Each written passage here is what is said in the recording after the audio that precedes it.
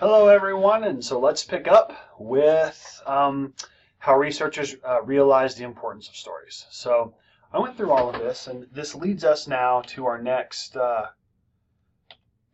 bit of the crisis of representation. So out of that comes this need to resist the colonialist, sterile research impulses of authoritatively entering a culture. Okay, so ultimately, autoethnography is one little offshoot from the crisis of representation, like I said, and it emerges in ethnographic research first. Okay, and so the original way you would do an ethnography is you would research a little bit, you would discover that a culture exists, and then you would just go there.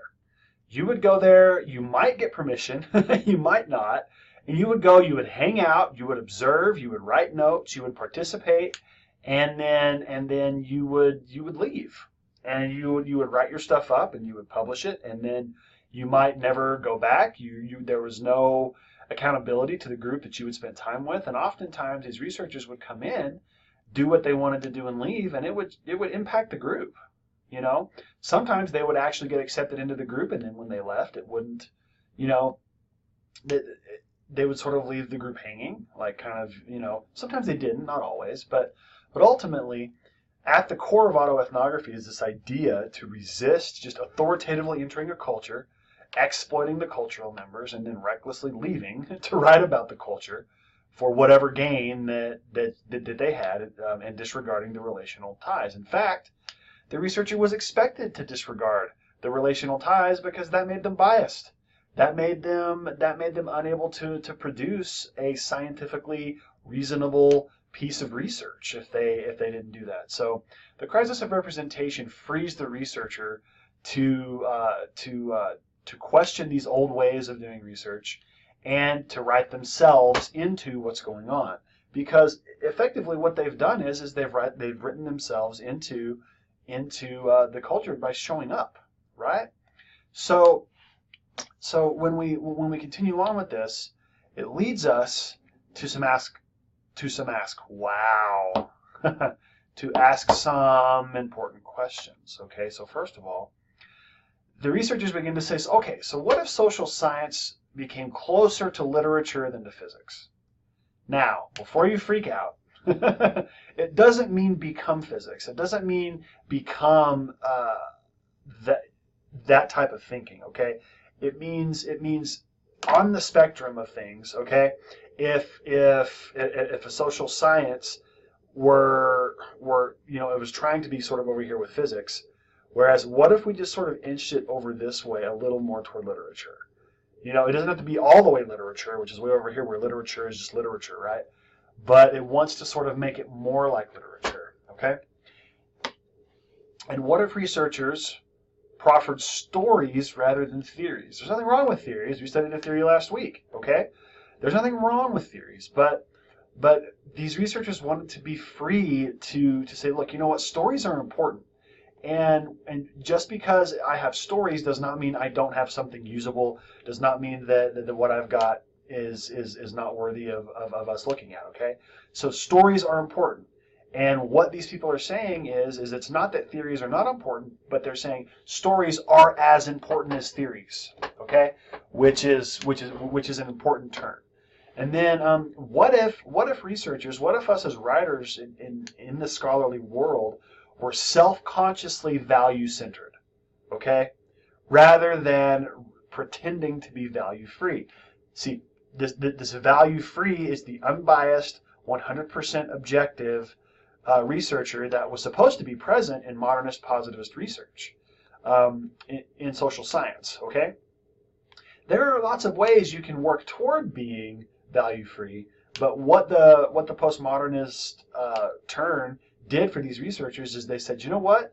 I don't think I can be value-free, but I'm going to be self-consciously value-centered, which means I'm going to understand what my presence means as much as possible. I'm going to be self-reflexive. I'm going to be introspective. I'm going to understand what's going on, and I'm going to realize that me being there impacts things. It just does. Okay? So these questions are sort of the background to this method that I am asking you to utilize for your final paper, okay? Which you're probably like, okay, crisis of representation, whatever. What am I actually doing? Well, let me explain, okay?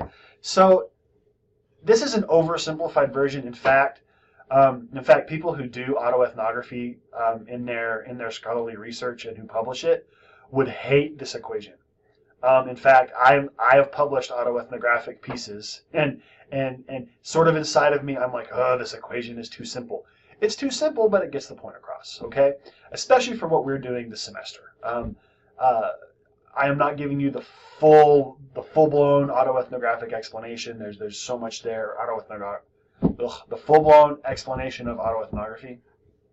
This is just the basics, okay? So ultimately, it's autobiography plus ethnography.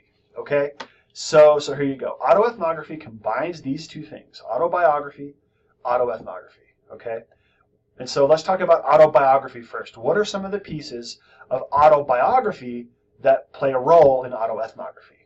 Okay, so autobiography is where an author retroactively and selectively writes about past experiences, and it's about themselves. And so I am not a genre expert, but autobiography and memoir kind of go together. You're going to take some of those elements, okay?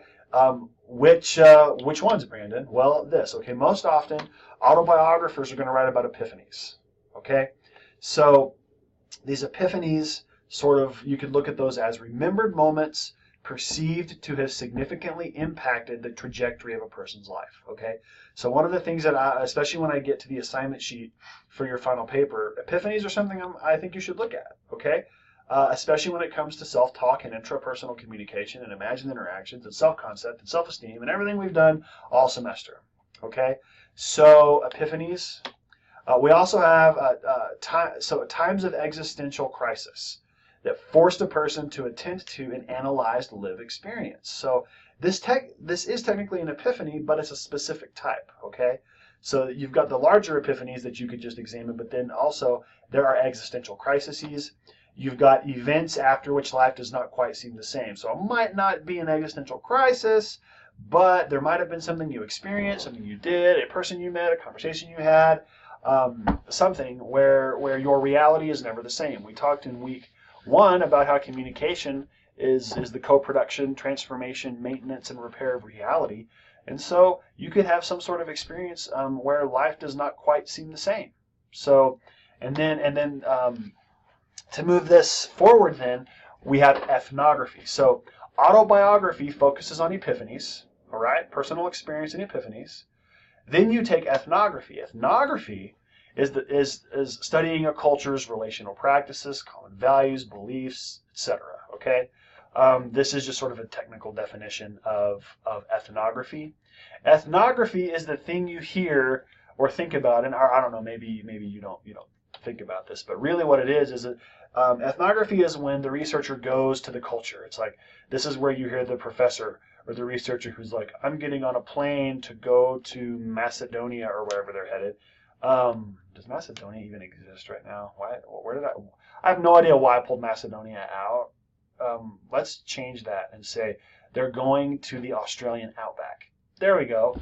And so what they do is they leave and they take their camera and they take their notebooks and they, or now their laptops or whatever, and they get on a plane and they go and they spend 6 months living in the Australian outback with the people who live there. So ethnographers do this by becoming participant observers. So you participate, but you're observing while you participate. So they take field notes of cultural happenings as well as their part in what's going on. Okay, and so that is ethnography. All right, so autobiography plus ethnography gives us autoethnography. Okay, so autoethnography is where you retrospectively and selectively write about epiphanies that stem from or are made possible by being part of a culture and or possessing a particular cultural identity. So for you, what this means is that you are going to be retrospectively and selectively writing about your epiphanies that stem from studying intrapersonal communication. Okay, I'm giving you a very specific context here. You can write about certain things in your life, which we'll get to, but ultimately that's how this works for us in here in this class. In addition to telling about experiences, they're also required to analyze these experiences in a scholarly manner, in an academic manner. So I talked about stories. Stories are going to play an important role. Analysis is also important. Okay, so we're gonna talk about what that looks like as we move forward here. Okay, we're cooking with gas here. We're doing really, really good. So when researchers write autoethnographies, they seek to produce aesthetic and evocative descriptions of intra and interpersonal experience. So I need to stay on this point for just a second. One of the hallmarks of an autoethnography is you're writing about personal experience, okay? You're interweaving scholarly and academic analysis and sources, which I'll get to at the end of this. But the writing of it has to be aesthetic. It has to be evocative. And so the look of it has to be good. It has to sound good. The aesthetic has to feel right, okay? It has to be well written. And evocative means is that it's not just something that the reader reads. It evokes feelings. It evokes memories. It evokes sensation in the reader of the autoethnography. Okay, you'll see this next week when we engage some examples of autoethnography. The best examples of autoethnography you'll be able to taste when you read it. You'll be able to. It's just good writing is really all it is. But your senses are engaged whenever you do it. Okay? So the autoethnographer tries to make personal experience. And that's what you're going to be writing about in this class. Personal experience. The autoethnographer tries to make that meaningful and tries to make cultural experience engaging. Okay? And so cultural experience here is the larger context of your intrapersonal communication. Your cultural and personal identities at play in the ways that you talk to yourself. Okay? So for some of us, we'll be writing about how our, first, autoethnography is so open. The time when you were a kid and you went trick-or-treating and you ran into the homeless person and you had a 5-minute interaction that forever changed the way that you see the world and talk to yourself. Like those type of things are the type of things people write about whenever they do autoethnography. Okay? So the autoethnographer accomplishes this by first discerning patterns of cultural experience. So you're going to be observing yourself. You've done some of that already in your journals, right? You've already been talking about your self-talk. You've already been applying these things.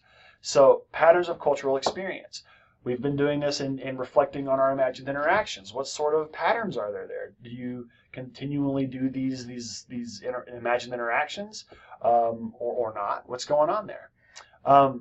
Now, outside of doing what we're doing, there can be interviews, there can be artifacts, stuff like that. For you, it's really just going to be cultural experience, okay?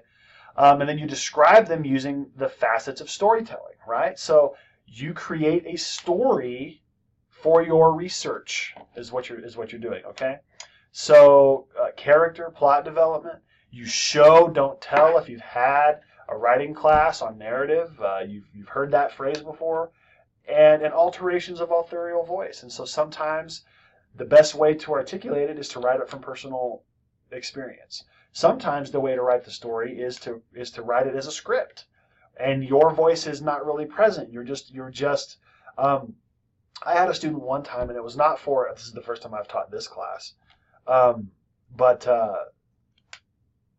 had a student one time in my interpersonal communication class write a conversation between their self-concept and their self-esteem. And so it was their voice, but their voice was not the voice. Does that make sense? So the authorial voice can be shifted. So there's lots of really cool creative ways to get at this and do this type of writing. I'm going to hit pause and get to the next screencast.